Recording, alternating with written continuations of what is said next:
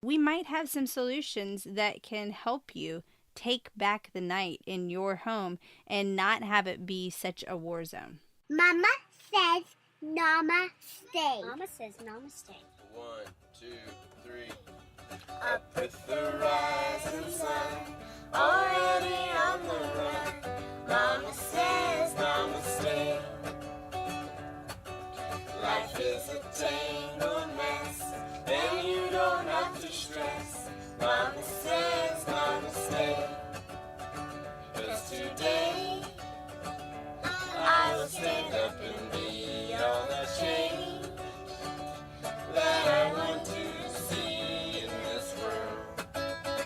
Boys and girls, you gotta have to stand up to be free. Namaste in your heart. Take a deep breath in and let's start a brand new day. With Mama says namaste. Welcome to the Mama Says Namaste podcast. I'm Ashley Logston, joined by my awesome husband Nathan as my co-host and partner in life. As we RV the states full-time and unschool our girls, we invite you to not only hear our story, but create your own. Join us in our binge-worthy seasons, where every week we'll take you from chaos to clarity by understanding personality styles, bringing awareness and intention into your home, not waiting for one day, and highlighting how the uniqueness in each of us strengthens all of us. Let's get started. Well, it's 7 p.m. Cue the bedtime battles. Yes, if you are a parent, you know what we are talking about, because I swear every parent has their times of dealing with bedtime being a fight in their home. And I don't know what it is, because I feel like the kids should want to go to bed. It's been a long day. It feels good to sleep. I know. And rest. We as adults appreciate sleep a whole lot. So why do our kids not? But I think it's just the hunger. They're missing out on all the fun things that we do, because we do. When the lights go out, the party is on. What is it? Templeton in Charlotte's Web, right? You want to break into a Templeton song? That's right. I can't think of one right now. Wonder of wonder, miracle of miracles. I think you're in the wrong movie. Am I in the wrong movie? Charlotte's Web. Yeah. So it would be like,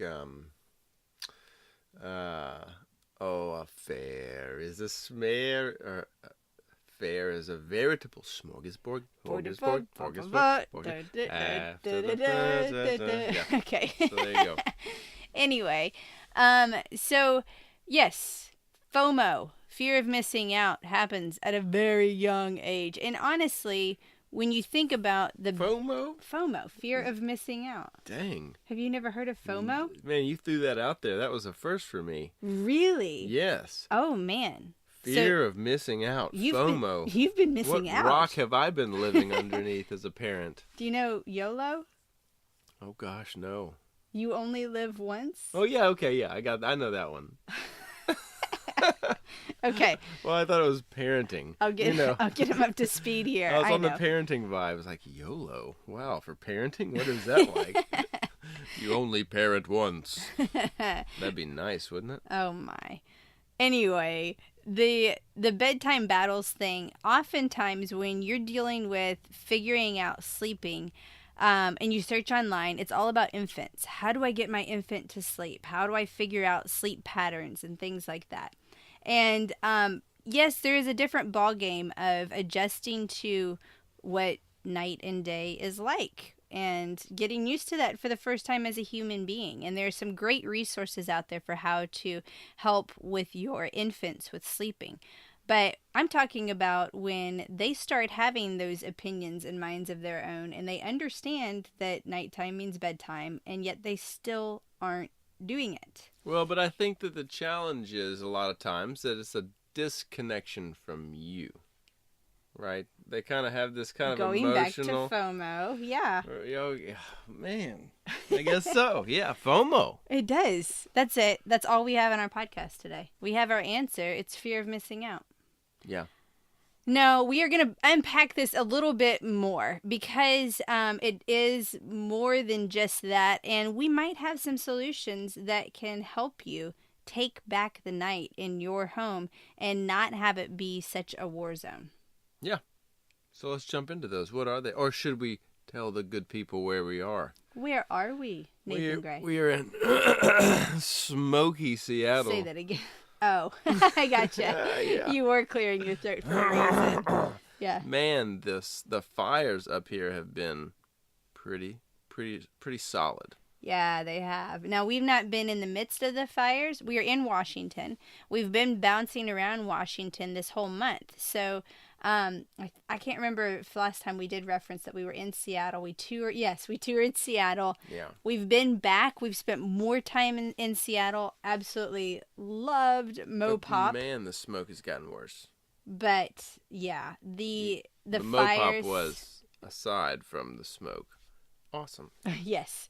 The smoke was very strong in Seattle. So it was from the fires that were actually coming down from BC. And I talked to a lady today.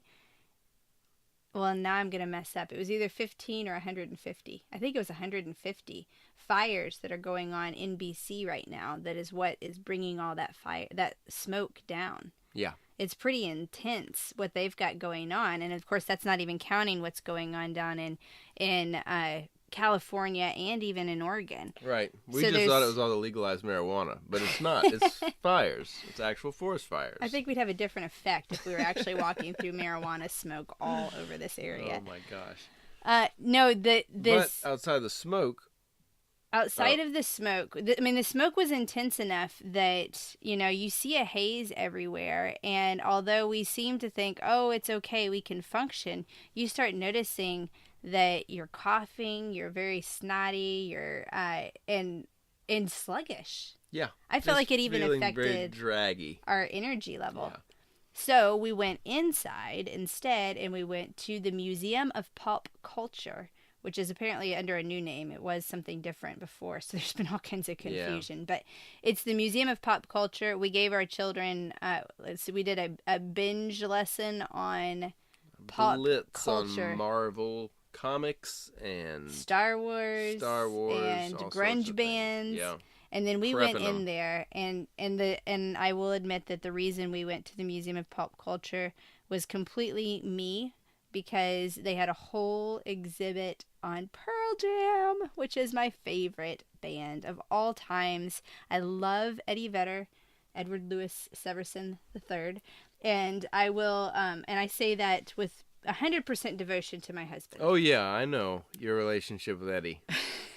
My relationship with you went so wonderfully when you started learning the ukulele songs that Eddie Vedder plays. I know. Oh man, God, how perfect is that? The love of my life, singing my favorite songs ever. I know. It's beautiful. It's a beautiful thing. So we enjoyed the Museum of Pop Culture.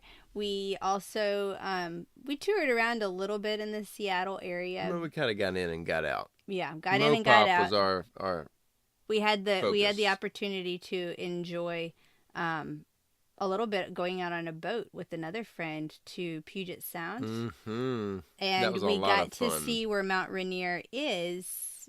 But we didn't actually see it because of the haze. Yeah. But it was beautiful and really cool to go out there and see all the porpoises. Not dolphins, but porpoises that are all around Puget Sound area and down in the Tacoma area where we were boating. So it was really cool. They put on quite a show with the seals and the porpoises in the area. So we've had a blast. And you would think with all of these full days that we have kids just begging to go to bed at night, right? No, they want to party like it's 1999. Night long. That's right. We go back to 1999. And I think we even experimented with that one time. We let them stay up as late as they wanted. Uh-huh. And then they just sleep in and they do it over again. And they'd be perfectly fine with that. We couldn't keep up with them.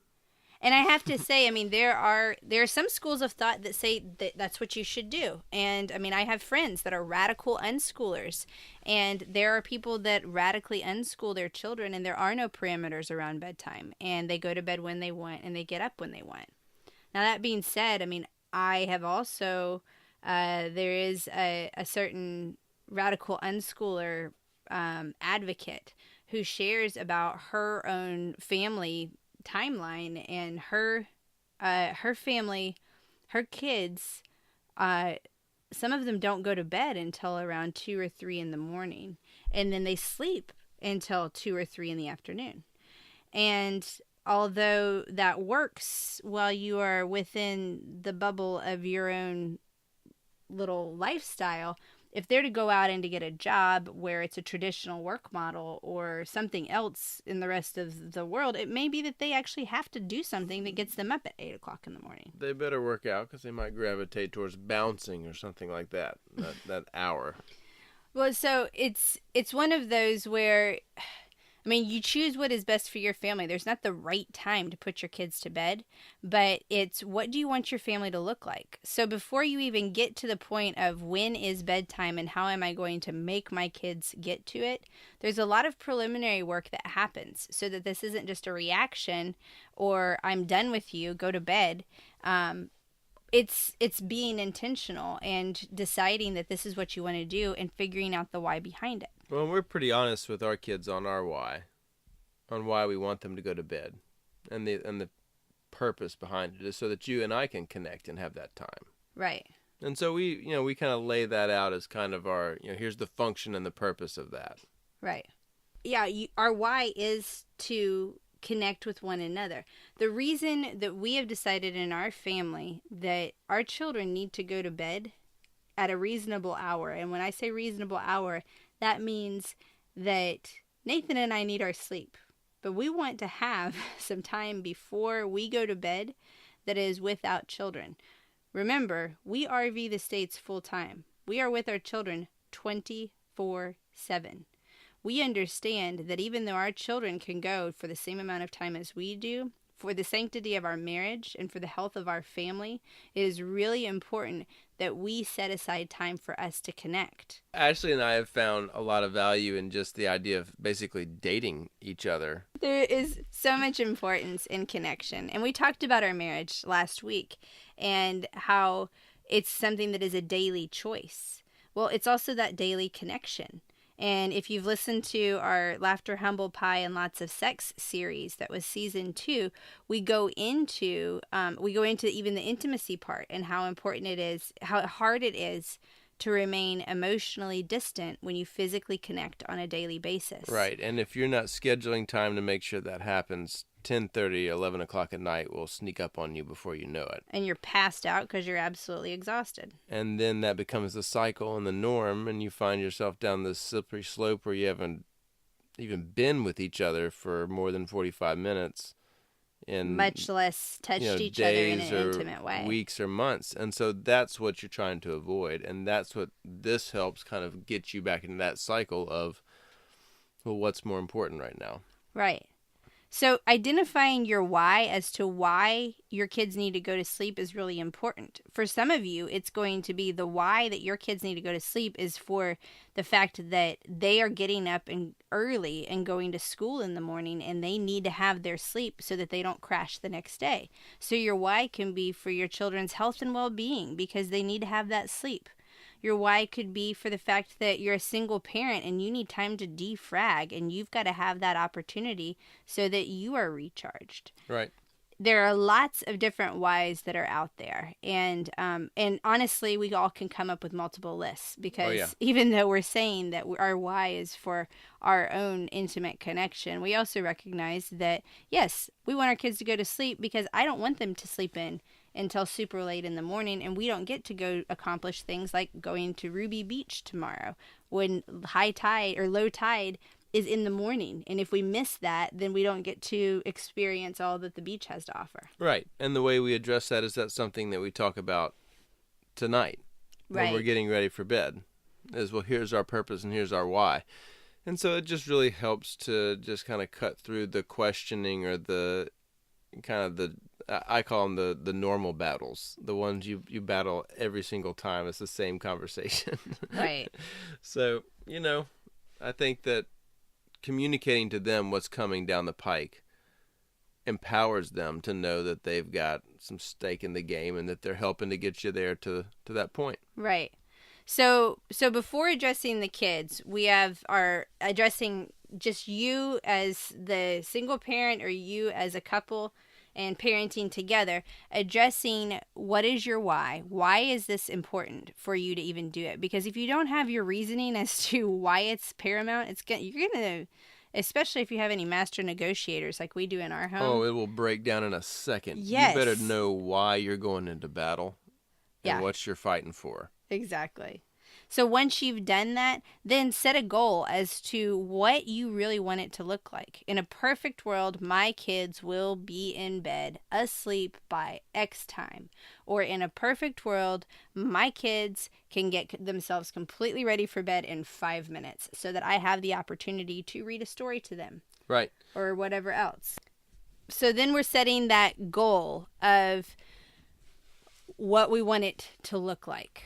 Now, this part, when you're setting the goal of what you want it to look like, you as parents get the opportunity to, or have the responsibility to lay this out and have an idea of what it is, what your why is, and what you want this to look like first.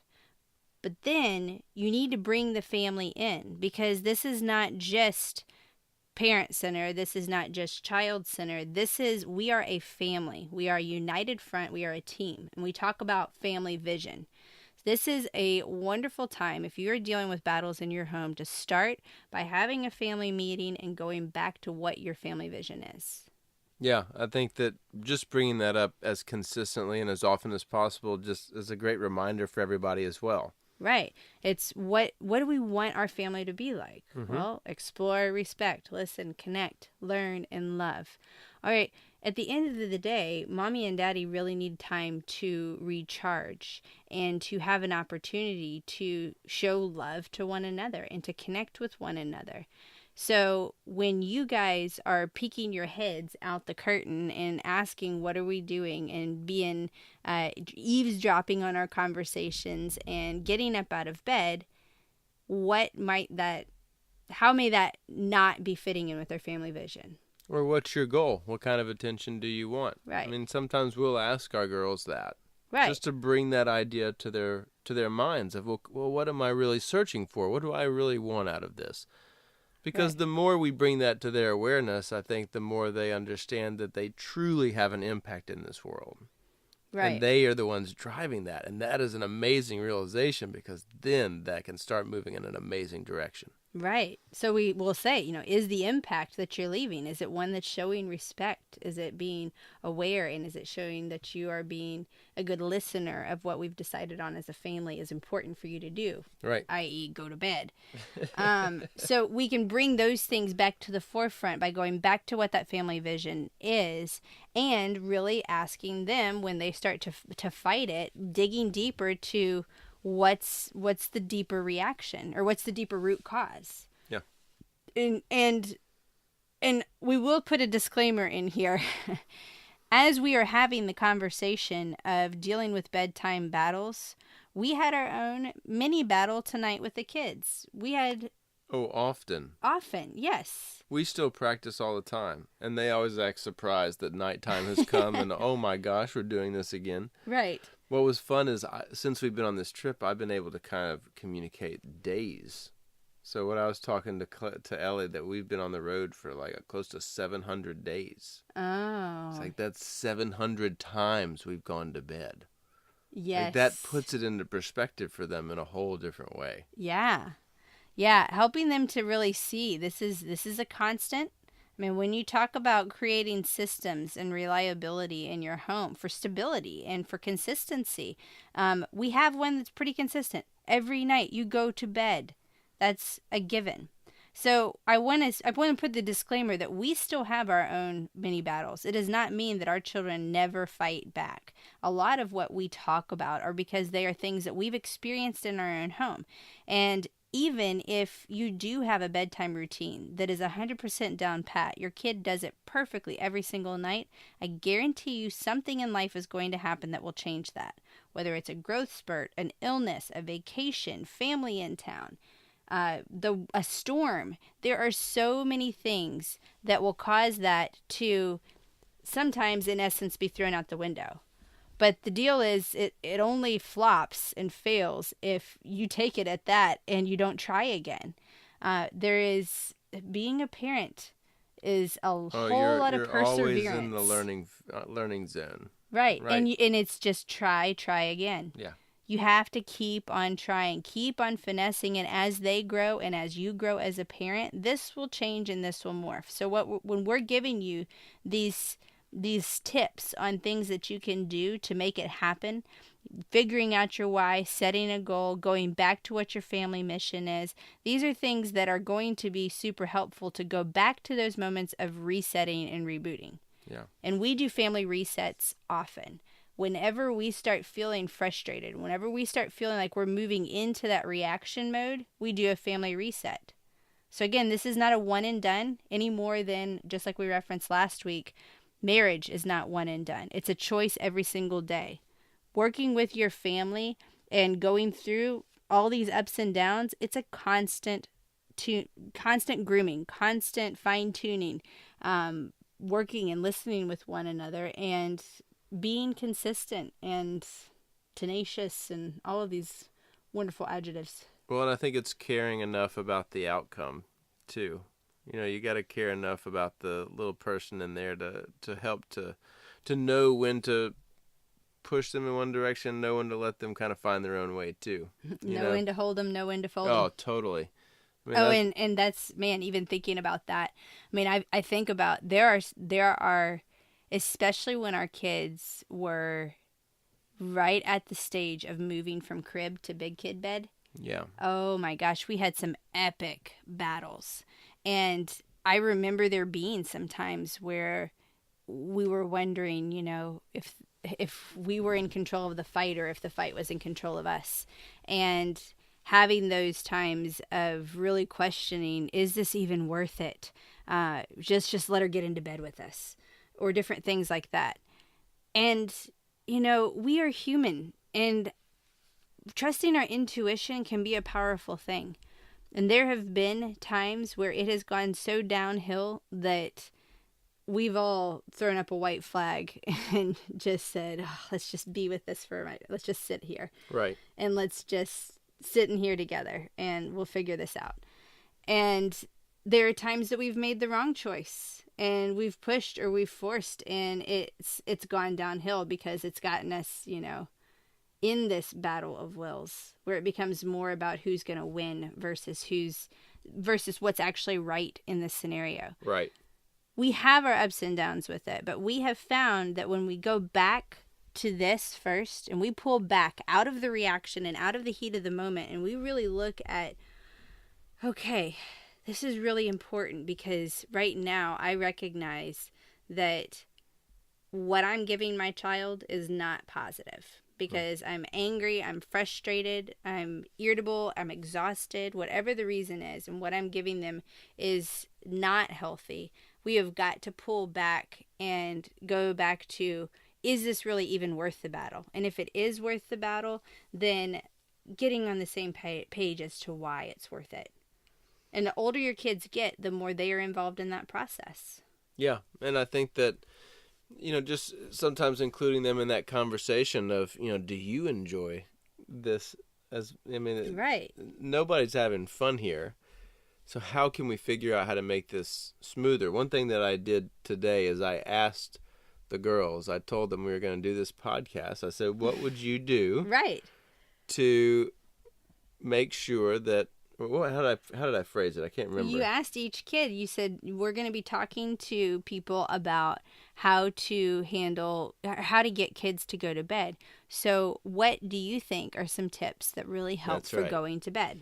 And each kid gave an answer. Yeah. Juliet said she really thought a list was really helpful to keep them on task.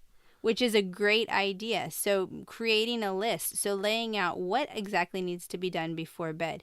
Because you'll get the kids who rush to bed and then, oh, I forgot a drink of water. Oh, I need to go to the bathroom. Oh, I need this, I need that. So create the list and be proactive. Have it all laid out ahead of time so they know and they can check it off. So once they get into bed, there are no more excuses. Everything's been checked off the list. And sometimes, honestly, I think that we will allow our kids to just have the free-for-all and let them try to figure it out on their own, which is fine, but sometimes they don't have the practice to go through, like, how do you navigate past somebody who's, like, for us, we live in a small space, so brushing teeth, going to the bathroom, taking turns in the bathroom, moving from one spot to the other, like, we'll practice on here's the best way to move through that, so that they at least know, and that kind of helps to eliminate some battles. Right, because when we were starting this, first off, we would, we had the list, and we'd go through the list. And then the next one, which I think this was Clara's recommendation. Ellie's, if you're going timer. Yeah. Yeah, Ellie's, okay. So say Ellie and then Ellie wanted a timer so that they knew how much time they had. And Ellie, being the high I personality, she likes the fun of it too. And Juliet loves the challenge of it with a timer. And so setting a timer was a way for them to see how quickly they could do it. We've done a timer. We've also done a stopwatch. If a timer is stressful and it's freaking your kid out and they're like, oh, I can't get it done in time. Another option is just doing a stopwatch where they get to see how long does it take them. So then it's not you're fighting a limit that would be a threat. Oh, you didn't get done in time. But it's the other end of, okay, I did it in 60 seconds last night, and tonight can I get it down to 58 seconds? So setting a timer is really helpful. So we had setting the timer, we had the list, and then we moved out of the way to let them do it. And what happened is we had a big battle because every kid is frantically trying to go into the bathroom and do everything else. Right. So we had to come back in. Total backfire. Right. So we had to come back in, and to what Nathan was saying, we had to show them this is how you can do it so that everybody gets an opportunity. Because we're showing them how to not only get ready for bed, but how to navigate through life. When there's a mad frenzy and everybody's running around, it ends up just becoming chaos. So how can you take a step back, observe, wait your turn? Because again, you have homeschool kids who may not have ever experienced standing in line, waiting their turn, being quiet in class. There's a whole variety of children here. So helping them and teaching that to them, equipping them with the these are the steps and this is how you can do it first, then we can empower them and step out of the way. So for Clara is now 11 years old, and when we talk about bedtime battles, again, you think of those infants or the toddlers, but now we're dealing with a new round of, I say battle loosely because it's not necessarily a battle anymore, but Clara doesn't want to go to sleep. She's not as tired. She doesn't need as much sleep right now. She is curious. She's super curious, and it's hard for her to not want to be a part of things. And so again, we've gone back to what our why is. This is important for us to connect. We spend lots of time connecting with you during the day. This is our time for us. And so we can't, I know for me to be forced to go to sleep when I'm not tired, it's really hard. You can never fall asleep when you have to go to sleep. You have to think about how hard it is for you and how much you toss and turn. What things do you do? We have done guided meditations where we play. I'll pull up on YouTube a guided meditation for sleep. Turn a fan on just for white noise. Turn on a fan for white noise. For Clara now, a lot of times we say read. I am all for encouraging reading. And honestly, there are some times where it's early enough. I know it's okay for her to read. It's not going to hurt her too much for the next day. And she can read. And sometimes there are times where I say, read all night long. I'm all for it. Try it. And it doesn't last very long before she's gotten herself tired enough that she'll nod off. Yeah. So yeah, we're not saying forced sleep. They have to immediately pass out because there's, you can lead a horse to water, but you can't make them drink. You cannot force sleep.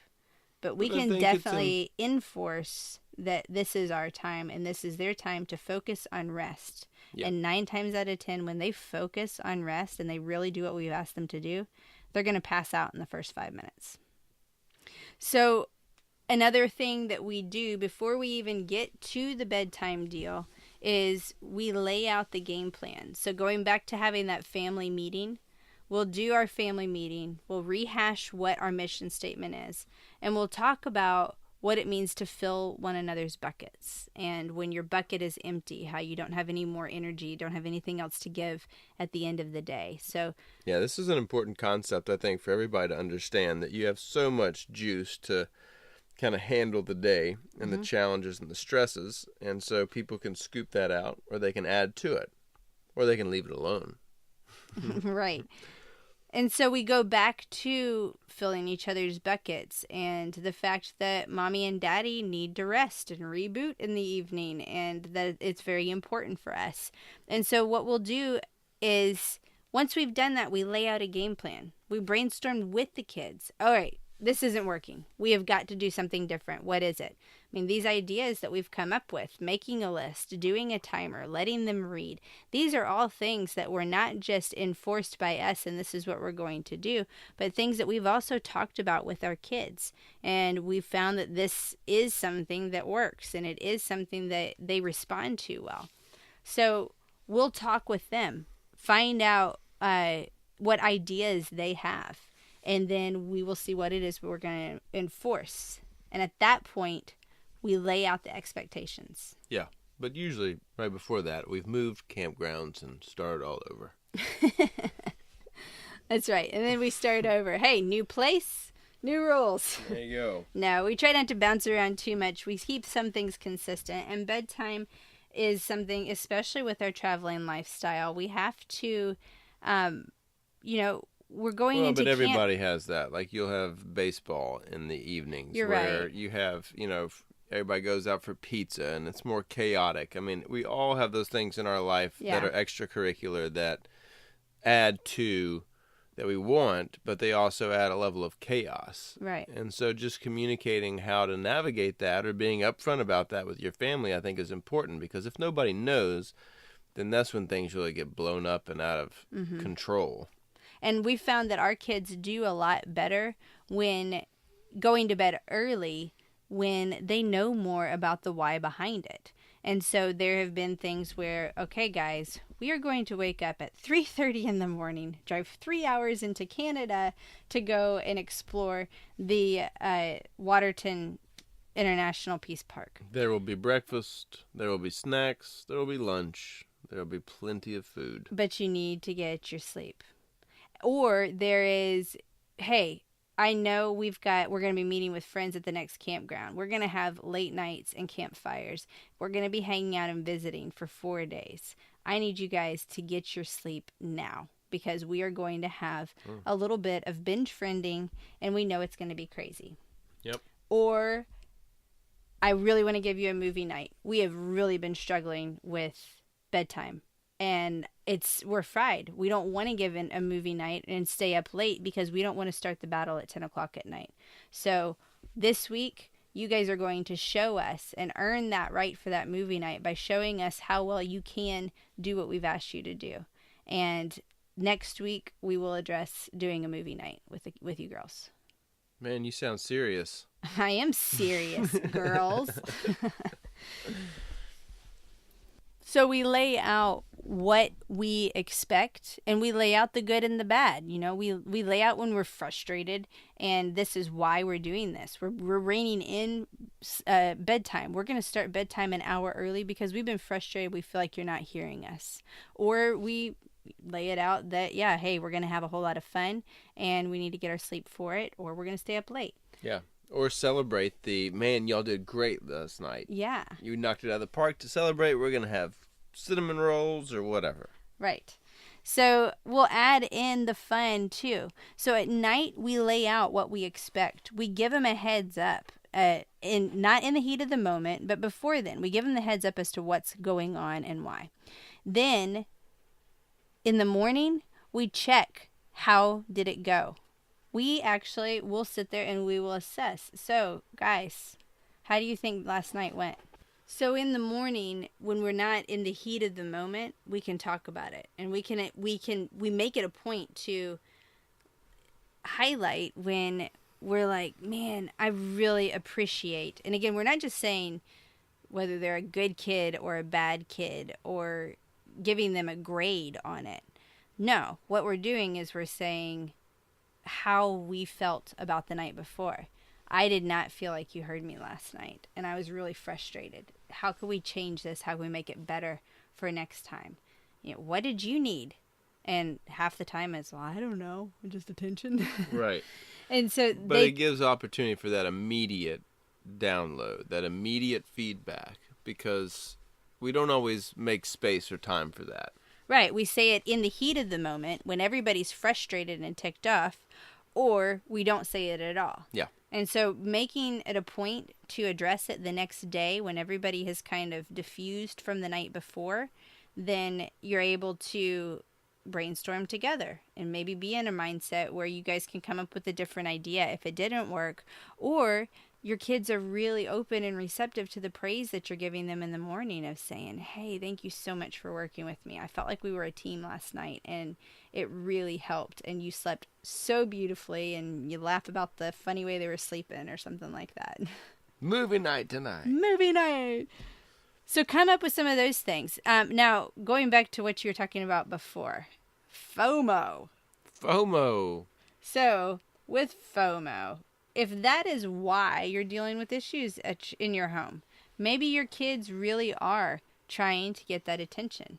I mean, tonight, as we're walking out of the room, I'm hearing a kid tapping on the wall, and I turn around and I ask, what's your goal?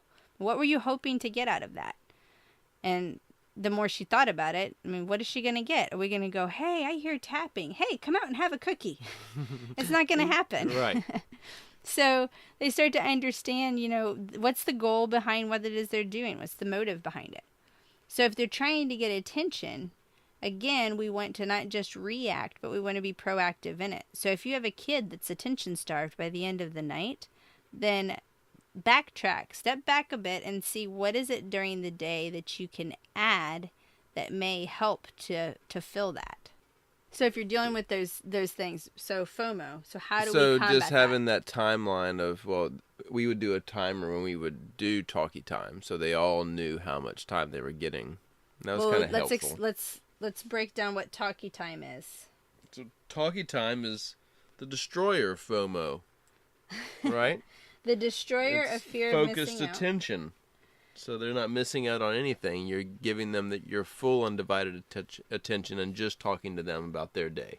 Oftentimes, even those parents who are with their children all the time, just being there and just being present with kids isn't necessarily really being present and in tune with your kid. And so this doesn't have to be something huge. And where parents tend to really feel failure in this is because they feel maxed out. They don't have time to take every kid on a special date, or they don't have time to, and I mean, on a regular basis, they don't have the time to set aside an hour when they have 6 kids. Yeah. That's 6 hours of one-on-one. They can't do that. That being said, though, you can set aside, Toastmasters, if you go through the Toastmasters program, you give a 2-minute speech. It's crazy how long 2 minutes is. And 2 minutes, you can work in a whole lot of powerful info. If you can give your kid 2 minutes at the end of the day, after everything else is said and done, and you sit down and you do 2 minutes one-on-one with your child, free, open to whatever it is they want to talk about, or whether they just want you to scratch their back, or rub their face, or just sit with you, it can make a world of difference. And so sometimes we'll do it where it's just loose.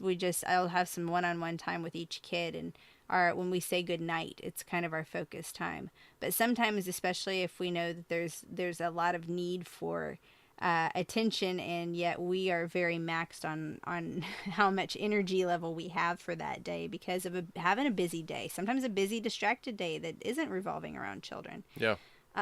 Then that's when setting a timer can be helpful there, because in the element of fairness, we don't have the complaints of, well, you talked longer with her or right. anything like that, because a timer is setting the bad guy in a timer, not in the parent. Right, just removes the culprit. That's right. Right. So then it's, oh, I really want to keep this up, but let's have this conversation tomorrow morning. And like commit to another opportunity. If you're really in a situation where your kid is pouring their heart out to you, clearly you can make the decision on whether or not you're going to let that timer go longer.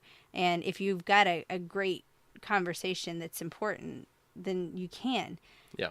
But the other thing of that is that if you're just having a good conversation and your child is loving it, and yet you know that you need to keep on going because each child is going to be just as verbose, then let them know, hey, we'll come back to this conversation, and let them know when.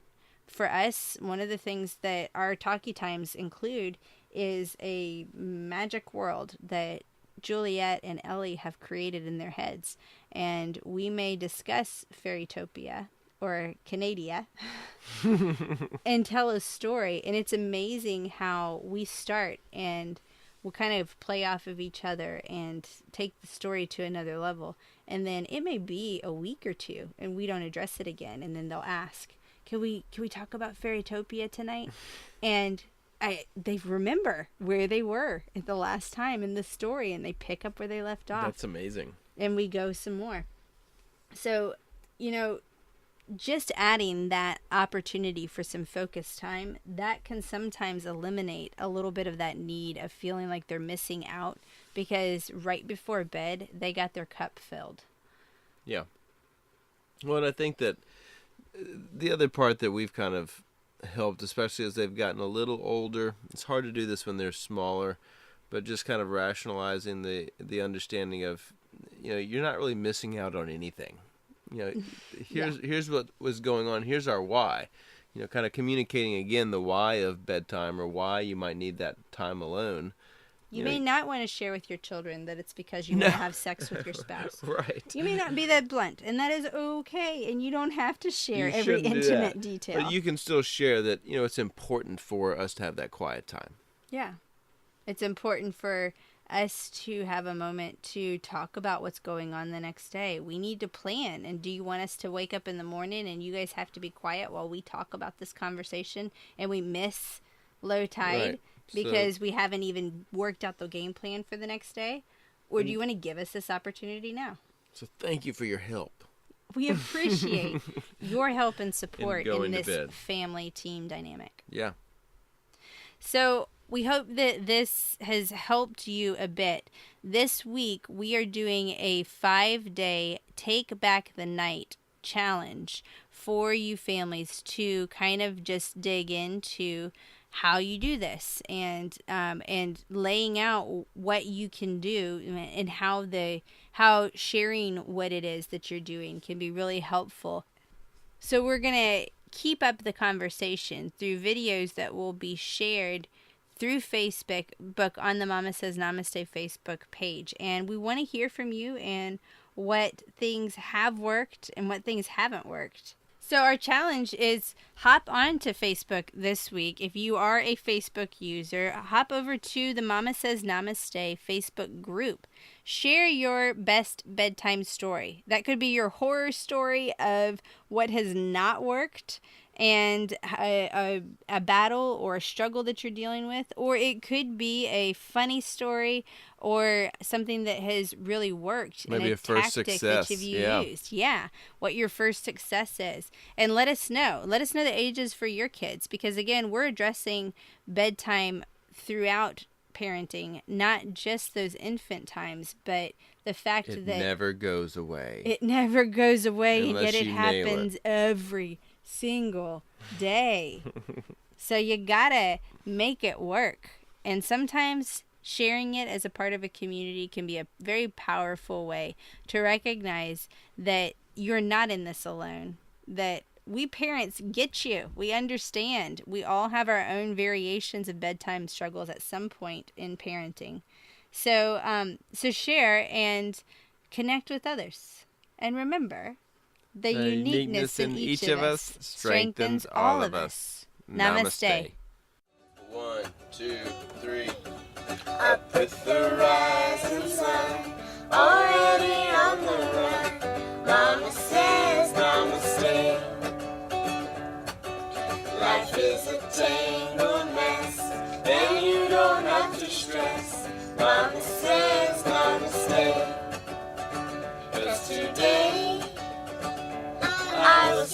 up and be all the change that I want to see in this world.